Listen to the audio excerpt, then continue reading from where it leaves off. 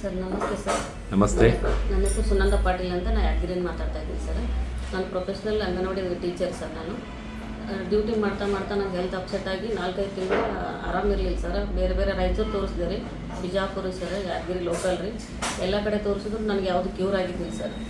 ಆಮೇಲೆ ದವಾಖಾನೆ ಹಾಸ್ಪಿಟಲ್ ತೋರಿಸಿ ನನಗೆ ಗರ್ಭಕೋಶದ ಆಪ್ರೇಷನ್ ಕೂಡ ಹೇಳಿದ್ದಾರೆ ಸರ್. ಅದನ್ನೆಲ್ಲ ನೋಡ್ಕೊಂಡು 2-3 ತಿಂಗಳಂತೂ ನಾನು ಬೆಡ್ ಮೇಲೆ ಮಲ್ಕೊಂಡಕ್ಕೆ ಎದ್ದೇ ಇಲ್ಲ ಸರ್. ಆ ಟೈಮಿಗೆ ಅಚಾನಕ್ ಸಿದ್ದು ಅಣ್ಣ ಮತ್ತು ಶೈಲಾರೆಡ್ಡಿ ಮೇಡಮ್ ನನ್ನ ಪರಿಚಯ ಆದರು ಸರ್. ಅವ್ರ ಮಾತು ಕೇಳಿ ನಾನು ಅದನ್ನು ಯೂಸ್ ಮಾಡಕತ್ತೀನಿ ಸರ್. 1.5 ತಿಂಗಳಾಯ್ತು ರೀ, ಫುಲ್ ಆರಾಮಾಗಿಲ್ಲ ಸರ್.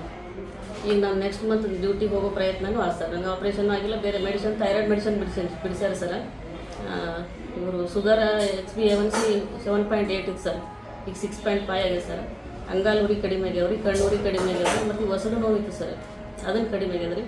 ಮತ್ತು ಸ್ಕೂಟಿ ಅಡ್ಡಾಡ್ಸಾಕ ಬರ್ತಿದ್ದಿಲ್ಲ ರೀ. ಸ್ಕೂಟಿ ಬಿಟ್ಟು 6 ತಿಂಗಳಾಯ್ತು ಸರ್. ಈಗ ಮತ್ತೆ ಸ್ಕೂಟಿ ಓಡ್ಸಾಕತ್ತೀನಿ ಸರ್ ನಾನು. ಮತ್ತು ರಾತ್ರಿ 4 ಗಂಟೆ ತನಕ 3 ಗಂಟೆ ತನಕ ನಿದ್ದೆ ಇರಲಿಲ್ಲ ರೀ. ಅಂಗಾಲು ಉರಿ ಸರ್, ಭಾಳ ನೋವಿದ್ದು ಸರ್ ನನಗೆ. ಅದು ಪುಣ್ಯಕ್ಕೆ ಅವರು ದೇವ್ರ ಸ್ವರೂಪ ರೀ. ಆ ಟೈಮಿಗೆ ನಾನು ಸಿಕ್ಕಿದ್ದು. ನಾನು ಈಗ ಹಾಸ್ಪಿಟಲ್ ಬಿಟ್ಟಿನಿ ರೀ, ಯಾವ ರೊಕ್ಕ ದುಡ್ಡು ಖರ್ಚು ಮಾಡಿಲ್ಲ ಸರ್. ಯೂಸ್ ಮಾಡಿ ಫುಲ್ ಕ್ಯೂರ್ ಆಗಿದೆ ಸರ್.